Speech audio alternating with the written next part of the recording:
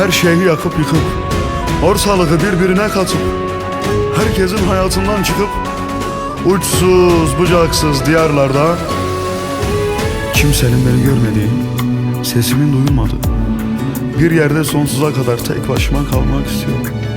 Kimseye, hiç kimseye değmeden, konuşmadan, hissetmeden, bakmadan, sonmadan deli taylar gibi koşmak istiyorum. Koşmak istiyorum. Gençliğim kuş oldu, uçmuş neylerim, derslerim tükenmez, nasıl güleyim. Kafaya koymuşum, yemin ederim, gidesim geliyor çok uzaklara. Güneşe yüzüm döndüm ayazda, her mevsimim.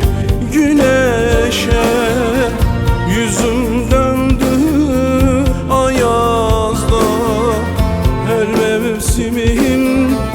İçimi acıtan o sözlerinin delisiyim. Lo kim kime, lo kim kime, lo dum duma, lo dum duma. Herkes bir yol tutturdu, lo kim kime, lo dum duma. Lo kim kime, lo kim kime, lo dum duma, lo dum duma. Var git kardeş köyle, lo kim kime, lo dum duma. Neler gördüm, neler gördüm, ben ne kara günler gördüm.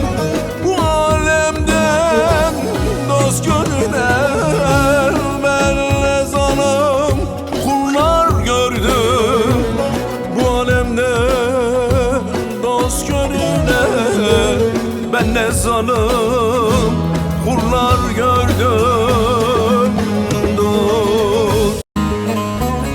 Bir de sen vur şu sineme, öldür beni zalim yarim, öldür beni hain yarim, öldür beni öldür. Bir de sen vur şu sineme, öldür beni zalim yarim, öldür beni hain yarim, öldür beni öldür. Beni hor görmesin hoca softalar, günahkarsam günah benim kime ne.